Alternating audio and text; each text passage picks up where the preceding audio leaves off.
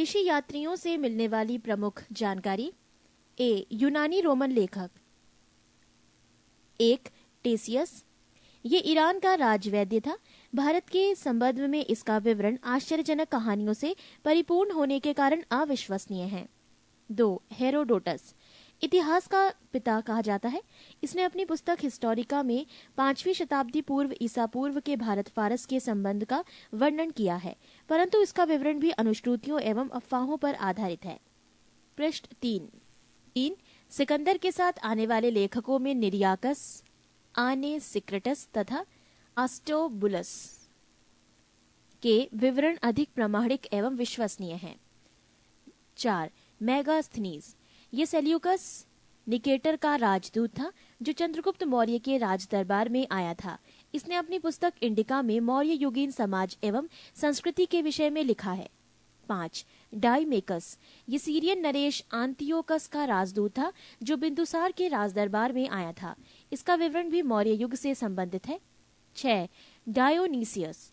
ये मिस्र नरेश टॉलेमी फिलेडेल्फस का राजदूत था जो अशोक के राज दरबार में आया था। 7. टॉलेमी।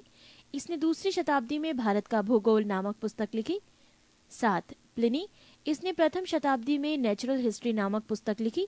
इसमें भारतीय पशुओं, पेड़ पौधों, खनिज पदार्थों आदि के बारे में विवरण मिलता है। 9. पेरिप्लस ऑफ द इरिथ्रियन सी। इस पुस्तक के लेखक के बारे में जानकारी नहीं है। ये लेखक करीब 80 ईस्वी में हिंद महासागर की यात्रा पर आया था। इसने उस समय के भारत के बंदरगाहों तथा व्यापारिक वस्तुओं के बारे में जानकारी दी है। बी. चीनी लेखक। 1. फाहियान। ये चीनी यात्री गुप्त नरेश चंद्रगुप्त द्वितीय के दरबार में आया था। इसने अपने विवरण में मध्य प्रदेश के समाज एवं संस्कृति के बारे में वर्णन किया है। इसने मध्य प्रदेश की जनता को सुखी एवं समृद्ध बताया है। 2. संयुगन।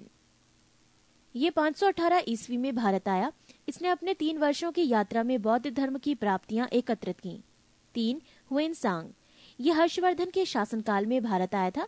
हुएनसांग 629 ईस्वी में चीन से भारतवर्ष के लिए प्रस्थान किया और लगभग 1 वर्ष की यात्रा के बाद सर्वप्रथम ये भारतीय राज्य कपिशा पहुंचा। भारत में 15 वर्षों तक ठहरकर 645 ईस्वी में चीन लौट गया। वो बिहार में नालंदा जिला स्थित नालंदा विश्वविद्यालय में अध्ययन करने तथा भारत से बौद्ध ग्रंथों को एकत्र कर ले जाने के लिए आया था। इसका भ्रमण वृतांत CU की नाम से प्रसिद्ध है, जिसमें 138 देशों का विवरण मिलता है। इसने हर्षकालीन समाज, धर्म तथा राजनीति के बारे में वर्णन किया है। इसके अनुसार सिंध का राजा शूद्र था। नोट: हुएनसांग के अध्ययन के समय नालंदा विश्वविद्यालय के कुलपति आचार्य शीलभद्र थे। 4. इत्सिंग। ये 7वीं शताब्दी के अंत में भारत आया। इसने अपने विवरण में नालंदा विश्वविद्यालय, विक्रमशिला विश्वविद्यालय तथा अपने समय के भारत का वर्णन किया है। C. अरबी लेखक। 1. अल-बरूनी। ये महमूद गजनवी के साथ भारत आया था। अरबी में लिखी गई उसकी कृति किताबुल हिंद या तहकीके हिंद भारत की खोज आज भी इतिहासकारों के लिए एक महत्वपूर्ण स्रोत है।